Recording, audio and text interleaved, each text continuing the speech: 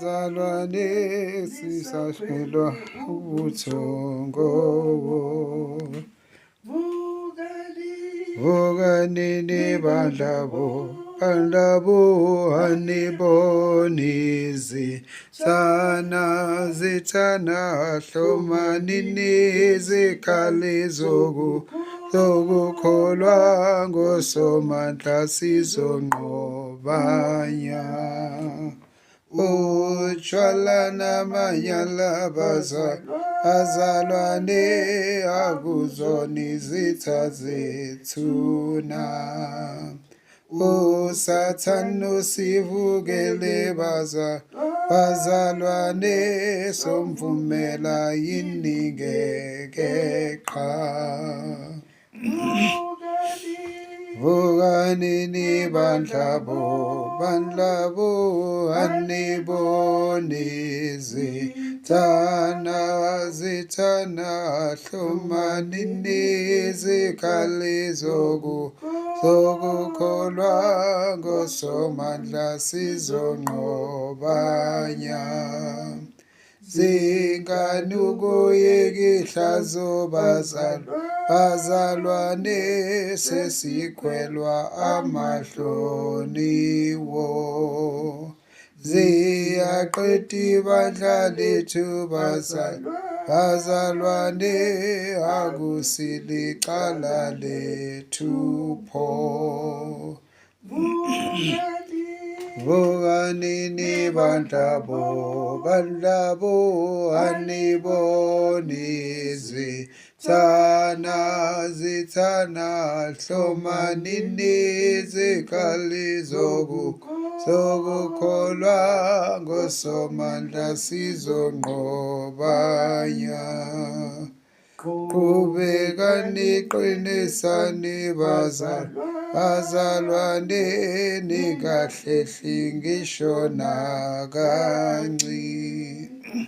Ningabheki ngasemuva bazalwane imanini isibindi ngqe. Vukanini bandlabo anibonizi zithana hlomanini zikhali zokukholwa ngosomandla sizonqobanya.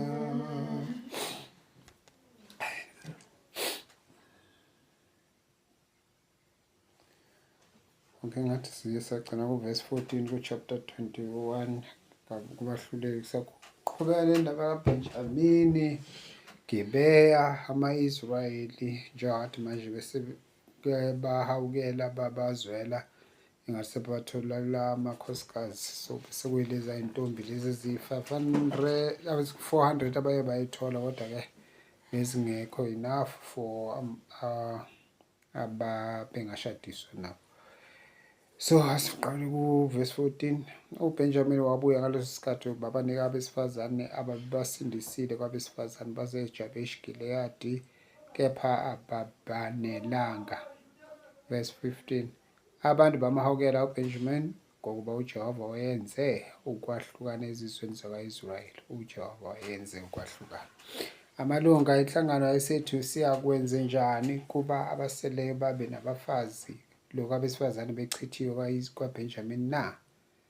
Athi ngaliba khona ifa labaphunyukileyo bakwaBenjamini ukuze kungesulwa sizwe kwa-Israyeli. Kepha sinakubanika nokho amadodakazi ethu abe ngomkabo ngokuba abantwana bakwa-Israyeli babefungile bethi makaqalekise onika owakwa-Israyeli owakaBenjamini umfazi. Athi bheka, kukhona umkhosi kaJehova iminyaka ngeminyaka eShilo elingasenyakatho kwaseBhethele ngasempumalanga komendo okhuphuka eBhethele kuya eShekemu nangaseningizimu kwaseLebona. Abayala abantwana bakaBenjamini athi hambani niqamekele ezivinini nibone, bhekani uma amadodakazi aseShilo ephuma ukusina lapho kusinwa khona nophuma esivinini nizibambele kube lona lo mkhakhi kuwo amadodakazi aseshilo nezweni lakaBenjamini kushubedisa. Kuyakuthi lapho oyise noma abanewabo befika kuphikisana nathi sithi kubo sinikeni wona ngomusa ngokuba asithathanga kwaba yilona lowo umkakhe empini futhi anibanikanga wona khona ngabe nitholile icala. Abantwana bakaBenjamini benze njalo, bazithathela abafazi njengenani labo kwabasinayo ababaqhagayo, bahamba babuyela efeni labo bakha imizi bahlala kuyo.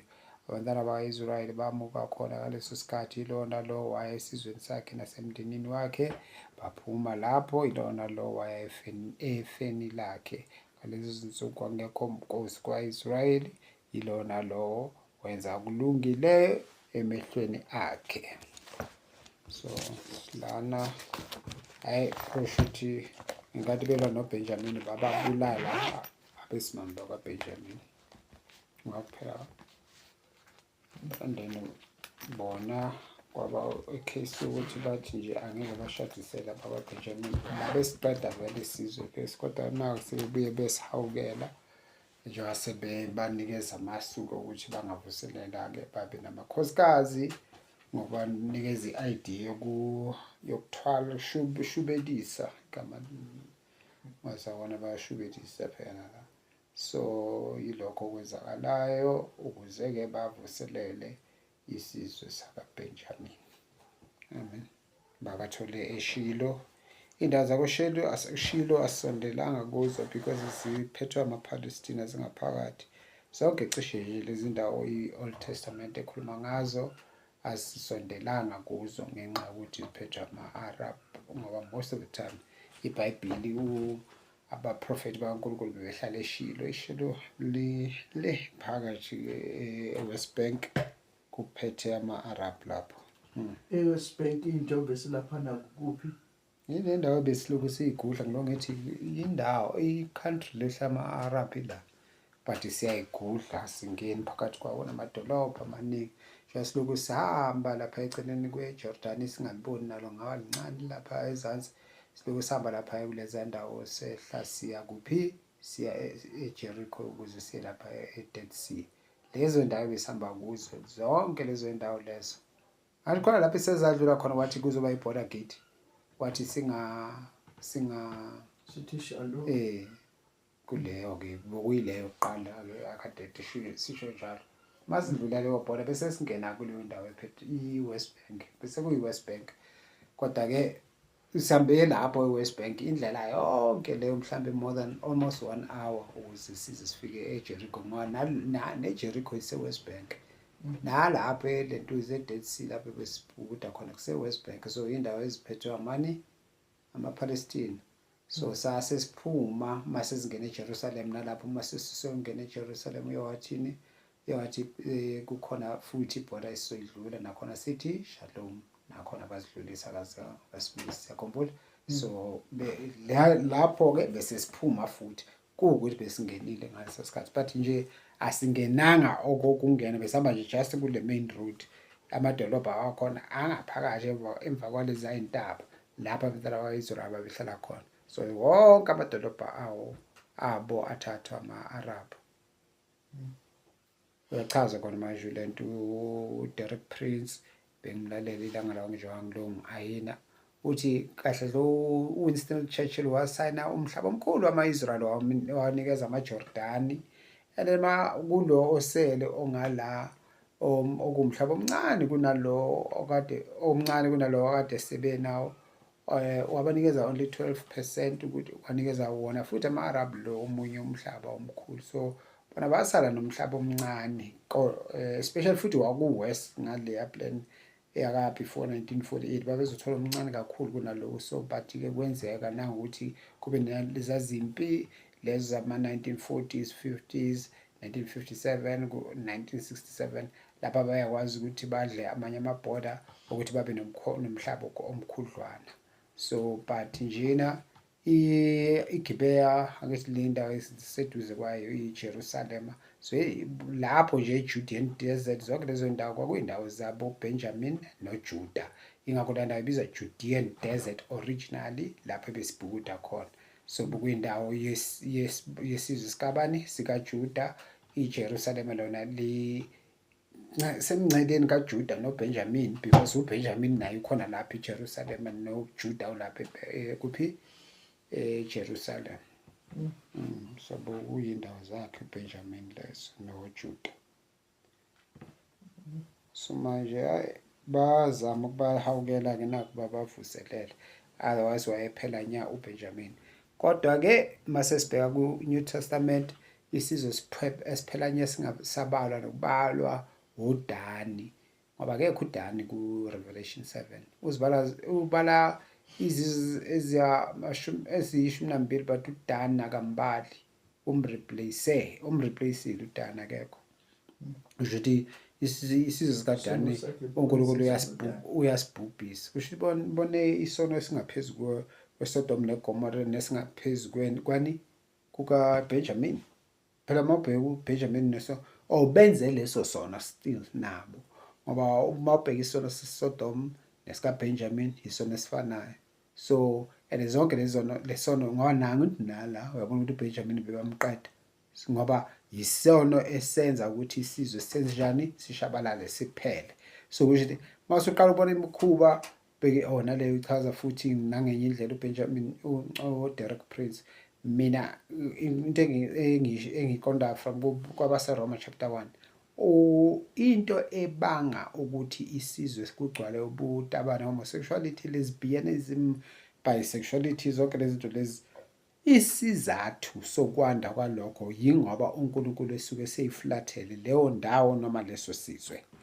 Alright, ngoba uthi uma ebaflathela abantu ususa uthango lolo asuke abavikele ngalo, bese-ke kuzobonakala abesimame kuqala bakhona belalana beyabantu besimame, and then namadoda akhona nawo alalane njengabantu besilisa. So uphawu lokwanda kokulalana kwabantu ababulili bodwa uphawu nje olukhombisa ukuthi uNkulunkulu akasekho lapho. So now ulento iSodom and Gomorrah uNkulunkulu waleshiya. Why uNkulunkulu engasekho lapho? Because abantu bakhona abafuna ngikholwa. Isono ngathini? Homosexuality akusiyi original sin. I-original sin ukungakholwa.